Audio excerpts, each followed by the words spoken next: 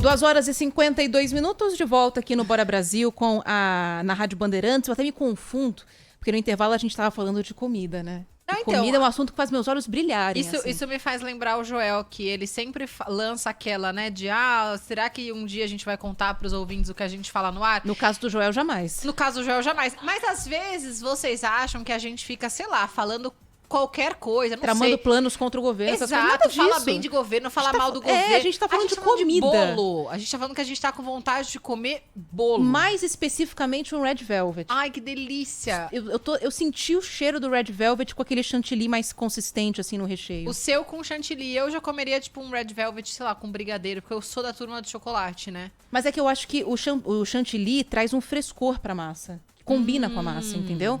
E aí ele mais geladinho, bem fresco. Nossa. Então era isso, a gente não tava falando de pandemia, a gente não tava falando de vacina, a gente não tava falando do governo, a gente tava falando de bolo, porque a gente tá com vontade de comer bolo. E a gente não passa vontade sozinha, aqui já somos 3, eu, Ana Paula e Giovana. Vamos colocar a Olivia Freitas no papo também, porque a gente não vai ficar com essa vontade de comer bolo sozinho, viu, Olivia? Boa Só tarde. falta a Olivia falar, não gosto de bolo. Boa tarde. Boa tarde, meninas. Então vão ser 4 na Boa. conversa. Minha sugestão, qualquer coisa que tenha doce de leite. Amo. Bom, mineira, né? Perco Ah, a é? linha, viu? Ah, é? Perco a linha. É verdade. Vai esperar o quê de mineiro? Olivia, vamos falar de um mercado que está explodindo, estourando aqui no Brasil. Enquanto todo mundo está suando para manter o comércio aberto, quem trabalha no mercado pet passou por um ano até que muito bom, né? Um mercado que entrou em grande expansão por causa da solidão das pessoas, né, Olivia? Ninguém aguentava ficar em casa sozinho, arranjou gatinho, cachorrinho, né? Ana, eu ia começar exatamente por aí. 2020 a gente falou muito sobre isso, né? Nesse momento de isolamento, as pessoas buscaram mais os animais de estimação, a adoção de animais de estimação cresceu bastante no ano passado e isso puxa todo o mercado envolvendo o mundo pet, né? Desde os cuidados mais básicos ali, com banho, com higiene, né? Com a caminha, os brinquedinhos, ração, tosa e até situações mais extremas, como, por exemplo, os gastos com saúde, principalmente quando a gente fala em animais que precisam de acompanhamento de alta complexidade. O custo é altíssimo, né? E nem todas as famílias, muitas vezes, têm condições de arcar com um custo tão alto. A gente está falando aí de internações, de cirurgias, que chegam a tratamentos aí de R$ 6.000 por mês. Eu fui numa clínica veterinária hoje, por exemplo, que tinha uma cachorrinha lá, a gente pensa logo em um problema de saúde grave, às vezes nem é. Tinha uma cachorrinha lá, a Meg, que é uma lhasa de 8 anos, que resolveu comer um pêssego inteiro no Réveillon. E aí foi parar na clínica para fazer uma cirurgia, para retirar o caroço, enfim. Tudo isso aí custou para o proprietário da Meg R$ 2.500 de uma hora para outra.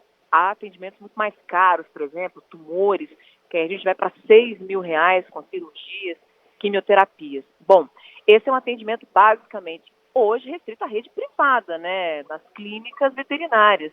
Só 2 cidades do país têm algum serviço público aí para os bichinhos de estimação, São Paulo e Rio de Janeiro, mas também são serviços que conseguem atender muito pouco, né, diante da demanda de bichinhos com material com saúde pet. O que acaba acontecendo então? Os planos de saúde voltados para esses animais têm crescido exponencialmente aqui no Brasil.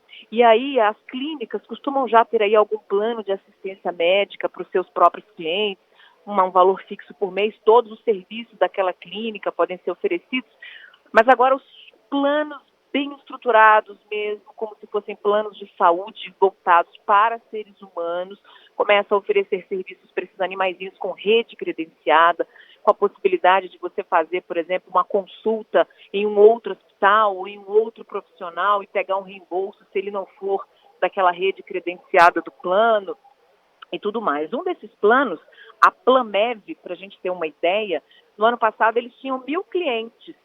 Hoje, eles estão chegando a 5.500 clientes, cada cliente aí é um bichinho de estimação. E a ideia é terminar 2021 com 20.000 clientes. A gente parece muito pouquinho quando a gente imagina o universo de animais de estimação, mas não é não. a gente está falando de um mercado, olha só, de um ano para o outro, como isso já cresceu. E aí são planos que variam de R$ 9, com coisas muito básicas, né? Que é um pet care ali, rapidinho, e tosa, vacina e tal, até casos mais graves, uma ressonância no bichinho e tudo mais. Vamos dar um tamanho desse mercado para as pessoas entenderem o que a gente está falando? Eu falei de um plano, mas na verdade a gente deve ter uns 4 planos hoje grandes, assim, estruturados. Outras associações começam a se reunir nesse momento para oferecer planos de saúde também. Esse plano que eu acabei de falar começa aí com R$ 9, vai até R$ 80, R$ 100 por mês, no momento promocional em que eles estão, mas isso varia muito, viu? Vai até 300, 350, depende da cobertura. Olha o tamanho desse mercado no Brasil. Em 2020, a estimativa é que o mercado pet tenha movimentado 35 bilhões de reais. Esse é um crescimento de 15% em média em relação a 2019. A maior parte disso, 73%, é alimentação, são os itens mais básicos ali para o bichinho. Esse mercado de pet care e o mercado veterinário respondem pelos outros 27% aproximadamente, mas a gente já há aqui no Brasil uma tendência de aumento, inclusive, do número de bichinhos de estimação, e esses bichos cada vez mais fazem parte da casa, recebem cuidados cada vez mais próximos também dos cuidados que a gente oferece para as pessoas da casa, é claro, fazendo aí toda uma relação, a gente está falando de bichinhos de estimação, mas porque existem produtos que são adaptados, né, para os animais de estimação, inclusive na área da saúde. Olha só, a gente tem de gatinhos hoje nas casas das pessoas 24 milhões, cachorrinhos 55 milhões. Se a gente está falando de um plano de saúde que tem 20 mil clientes, olha o tamanho desse mercado para crescer ainda, hein? Não, exatamente. Tem como crescer e crescer demais. Só aqui no estúdio, por exemplo, eu tenho 3 cachorros. Bruna tem quantos? 1. Você, Ronald? 1 cachorro, 4 gatos. Soninha tá gritando aqui, 1 cachorro. Então, ó, tá vendo?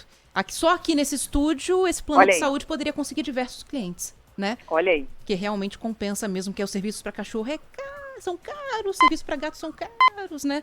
Bom, pois é. É muito caro ainda. E o que acontece, né, Ninha? Só para encerrar aqui rapidinho, sim, claro, é que muitas vezes as pessoas não têm condições de oferecer um tratamento caro para um bichinho de estimação, que envolve cirurgia, internação e tudo mais.